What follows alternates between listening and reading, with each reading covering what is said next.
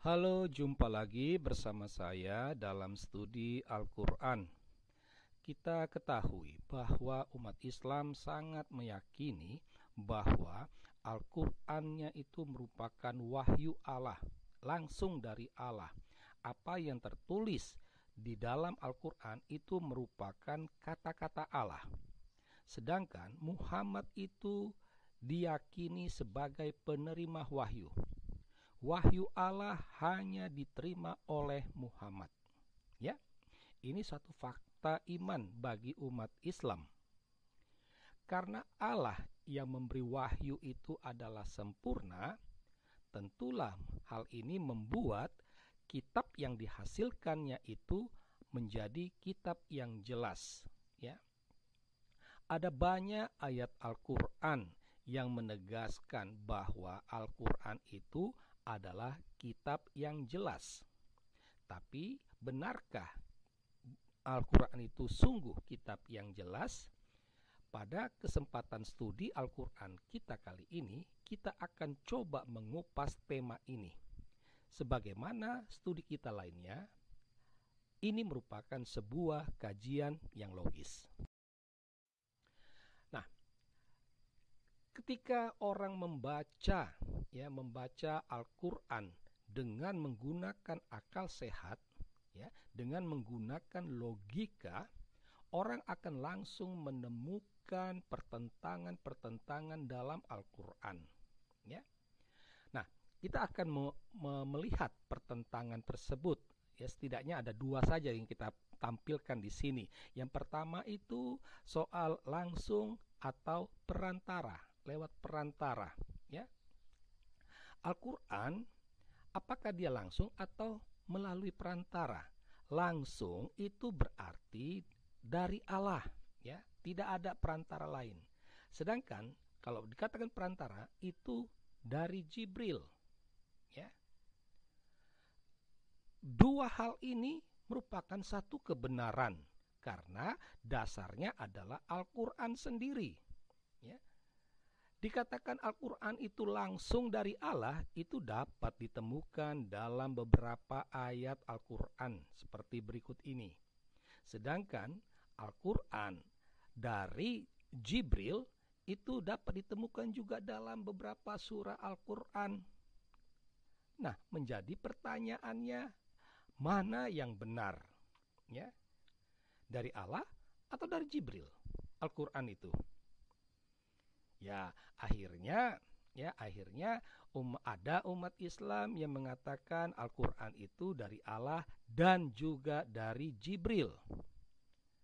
Kalau ada unsur Jibrilnya, maka dapat dikatakan Al-Quran bukan langsung dari Allah, gitu. Karena ada unsur perantaranya. Disinilah ya ketidakjelasannya. Dan seandainya pun kalau dikatakan dari Allah dan dari Jibril, bisakah ditunjukkan pembagian dan pembedaannya? Ini dari Allah, ini dari Jibril. Seperti pembagian pembedaan antara surah-surah Makkiyah dengan surah-surah Madaniyah. Ya, praktis tidak akan bisa. Ya, di antara umat Islam tidak akan ada kesepakatan akan hal itu. Hal inilah mau menunjukkan betapa Al-Quran itu tidak jelas. Nah, pertentangan yang kedua itu antara langsung atau bertahap. Ya, Al-Quran itu sebagai kitab langsung turun atau dia bertahap. Nah, itu. Untuk langsung, ya, maupun bertahap, itu sama-sama dasarnya itu dari Al-Quran. Jadi ini bukan karangan, tetapi dua topik ini dasarnya ada dalam Al-Quran. Langsung itu dapat ditemukan dalam ayat-ayat Al-Quran seperti ini.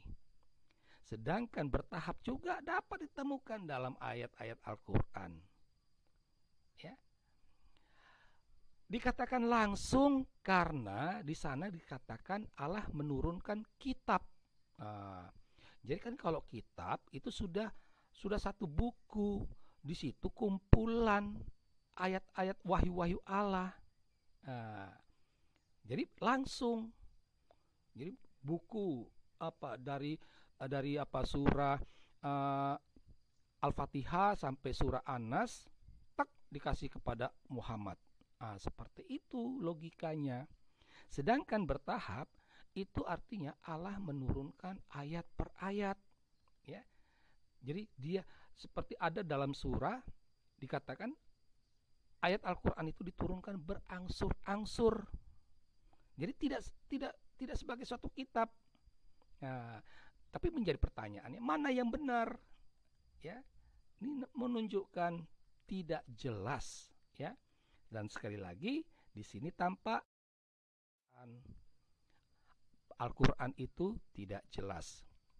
Nah, dari uraian di atas kita sampai pada kesimpulan, ya, haruslah dikatakan bahwa Al-Quran merupakan kitab yang tidak jelas, ya. Al-Quran bukanlah wahyu Allah. Al-Quran merupakan rekayasa Muhammad. Pernyataan bahwa Al-Quran hasil rekayasa Muhammad ini bukan baru sekarang terjadi. Orang kafir di Mekah pada zaman Muhammad sudah menyatakan hal tersebut, ya. Jadi apa yang kami ungkapkan ini hanya seakan menegaskan kembali apa yang dulu pernah dikatakan, bahwa Al-Quran merupakan hasil rekayasa Muhammad. Demikianlah studi Al-Quran kita kali ini. Semoga mendapatkan pencerahan. Sekian dan terima kasih.